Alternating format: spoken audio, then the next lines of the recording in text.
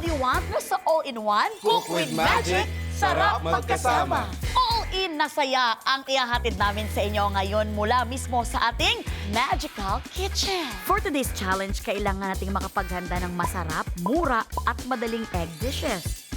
Pero ang twist, kailangan 150 pesos or less lang ang gastos sa Ricardo. Kaya naman, what are we waiting for? Sino bang mauna? Based on age or beauty? I think ikaw na lang, chef, kasi beauty ang pag-uusapan natin. Sige, ako na mauna. I will make the classic tortang corned beef for you today. So, magsha-shopping muna ako dito. Okay. Ano ba yung kailangan ko?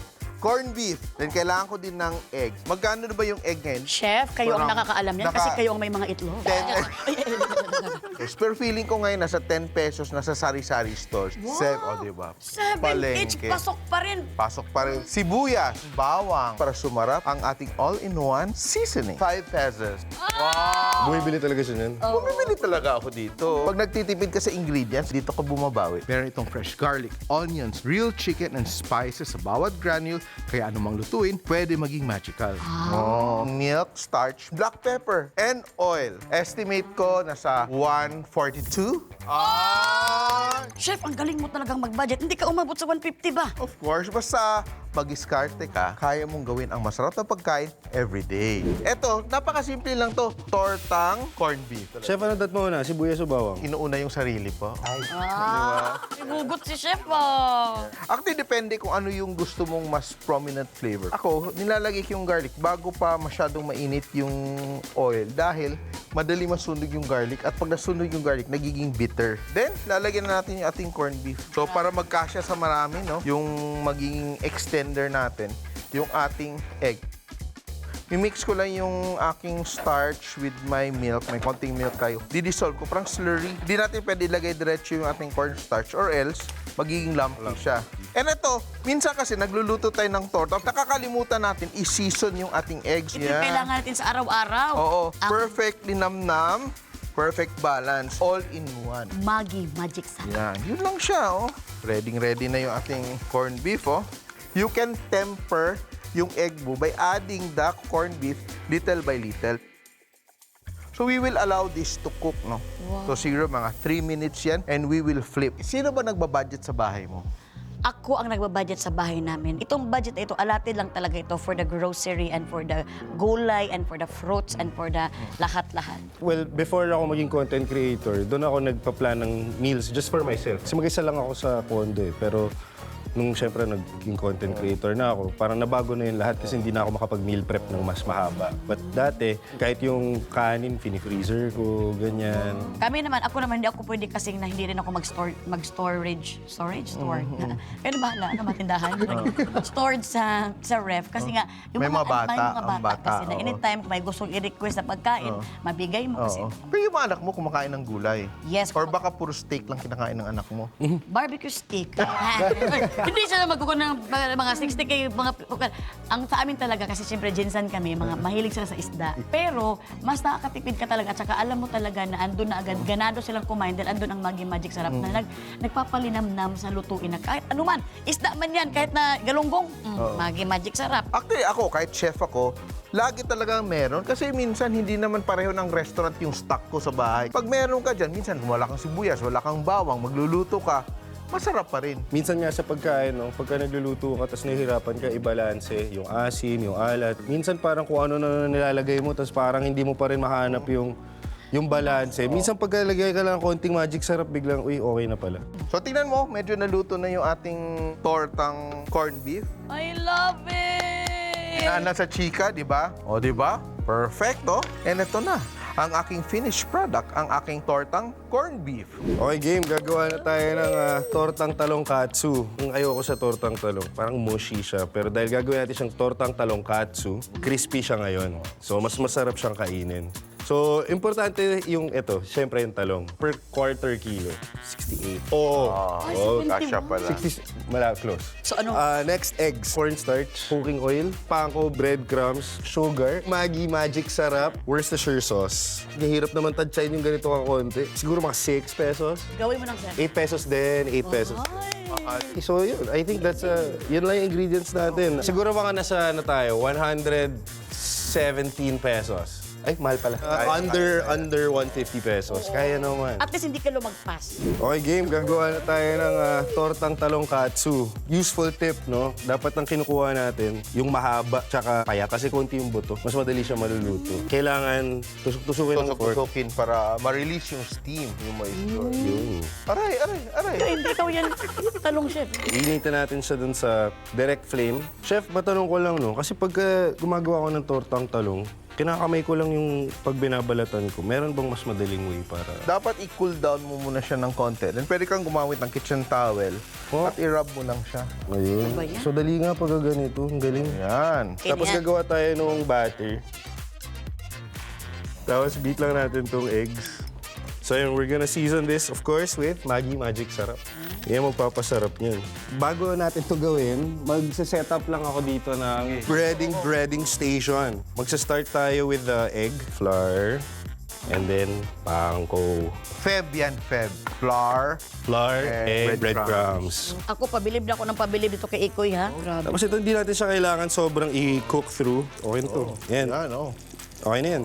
Then next step, Ito na. ito na, kailangan natin ng I-beat yung egg.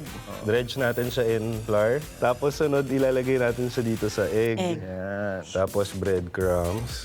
Okay, pwede na tayo mag-fry. Ito na siya, ganyan yung itsura niya. Oh. Tag-isa tayo dyan, ha? At aki yung malaki. Ay! Ayan, kinontrata na ni chef talaga. Di ba ganun yun? Akala ko mas gusto mo yung maliit kasi petit ka lang naman. Eh. Ang galing nitong magkuling pamangkin mo, chef, ha? Grabe. Pwede na nating Gawin yung sauce. yung sauce, oo. Tapos lagyan natin ng sabor. Lagyan natin ng konting magic sarap. Okay, ito na yung ating tortang talong katsu. Okay, it's my time to shine. Sana masakto ko talaga ng 150 pesos. No? Pero ito, Japanese egg salad. So, arigato gozaimasu. Unahin ko muna ang aking egg. Baka main ingredients ko is egg. Siyempre, ang second character, Japanese mayo ito. So, I think this is cost with 15 pesos. Uy, Medyo mahal. 21. Hindi na lang ganyan. Japanese. Filipino mayo na lang ang gagamitin. Okay, kasi baka mahal yung Japanese. Maggi Magic Sarap. Sugar, milk or cream, the mustard, black pepper. This bread is, Brioche yan, mahal yan. Of Baka course. 150 na yan. ang normal na bread is 80 pesos. Pero ito parang sobrang social nito, 100 pesos to, divided by 10 pieces, 10 pesos each, so 40 pesos. Oh! The wild guess of mine is maybe 100 pesos. Ay! Uy, sa akin na yung sukli ng 150 pesos. Parang malaki yung matitipid mo Oo. dito, ha? Nakatipid ako talaga. Let's go! Ready ka na ba? Ready na ako. Kung gusto nyo, matulog muna kayo. Siyempre, mabilis lang. Talagang dapat i-boil ang egg. 9 to 10 minutes. Hard-boiled egg. Hard-boiled egg. Okay, 8 minutes and 9 minutes is up. Not down. So, kukunin na natin ang ating egg. So dapat, i-shock mo dito sa ice Ice bath. Yes, isashock talaga natin sa ice bath so that mabilis natin siyang babalatan at walang masasayang na egg. Feeling ko masarap dyan habang minamash mo. Ilagay na natin yung ating Maggi Magic Sarap, di ba? Alam mo, chef, ang galing mo mag-suggest, chef, ha? Tama. Alam niyo, ang Maggi Magic Sarap talaga is can give the magic to our food. So I'm gonna put the Japanese mayo. Mustard ang nilagay natin, mustard. And then the sugar. Don't forget the milk. The last but not the least is pepper. Oh, parang okay na yan, ah. Sige, okay na ako dito kasi mapapagod na rin yung kwan ko, eh. Oo nga, Ngumuyain at lunukin nyo din ito, eh. But I have to taste it first before you enter the kingdom of love.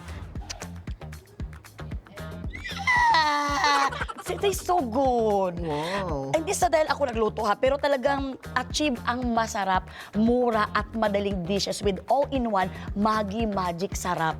Okay, look at that. How you like that? Okay? Oras na para sa most exciting part, ang tikiman! So for this moment of time, magtikiman na tayo, chef. Okay. Chef, please do the honor to Sige, slice this, ko muna aking the best you. tortang corned beef. My God, parang ito yung ating cake, ha? Happy birthday to you. Ayan, O chef. yan, o. Okay. Ating kapatid yan, ha? Yan. O, tag-isa tayong sandwich. Help yourself. Di ba nauna na ako, di ba? Yes, chef. Ako din. And then let's do some Oo. this. Hatiin mo na rin kasi sobrang laki. Pasado ba? Ang sarap. Mainit-init pa kasi siya eh. Ang sarap. Sarap. Yung linamnam talaga, yung lahat ng gusto mong matikman, andito na lahat. Ito naman yung ating... Torta. Torta. Okay din. Sarap ng crunch. No? Pwede. Ang galing ko. Ang sarap! With the help of Maggi Magic Sarap, talagang lumabas yung linamnam ng talong. Parang ayaw na mag-move on ha. Ayaw na tikman yung sandwich ko ha. Ito na nga po. Hawak ko na oh. Cheers! Parang gawa sa ng mama ko. Salamat anak. Yung egg plus Maggi Magic Sarap, sarap magkasama. Correct. Perfect combination. Can I eat more? You may. Walang boring na ulam sa mag-iskarting kusinera at kusinero. Lalo na kapag may all-in-one sarap, Maggi Magic Sarap. All-in-one sangkap yan. Malaking bagay sa panahon ngayon. Yes, out of control man ang pagtaas ng mga bilihin ngayon, nasa kamay pa rin natin ang magic para maging masarap, mura at madali ang everyday lutuin. Yeah! Thank you so much sa inyo, Chef Tatong at Ikoy, ha? Enjoy talaga ako. Don't forget to visit nestlegoodness.com/ph para sa all-in-one value recipes at mag-discarte tips. Panoorin din ang iba pa naming episodes on the Maggie Philippines YouTube channel. Until next time, dito lang sa Cook with Magic, sarap magkasama.